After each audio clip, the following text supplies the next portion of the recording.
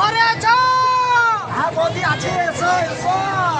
এখন কাল রাত থেকে আমার ছাগলটা ভেবাচ্ছে ব্যবস্থা করে দাও। শুধু ছাগলটাই ভাবা, তো তুমি ভাবাও তো। দেখো না তোমার দাদা কালকে রাতে নিয়ে শুয়েছিল, দেখো না। এই কাল রাতে কখন ভেবাছিল, সকালবেলা নিয়ে এসছে। ও আর গরম থাকে? হাত দিয়ে দেখো না গরম আছে না ঠান্ডা আছে। সবাই সবাই দেখে বললো উঠাও মাল্লাই আমার ছাগলটা, তেল দিল না ছাগলটা। ছাগলটা, তোমার ছাগলের জন্য তো আমার আছে পাঠি। তোমার পাঠির জন্য আমার পাঠা আছে।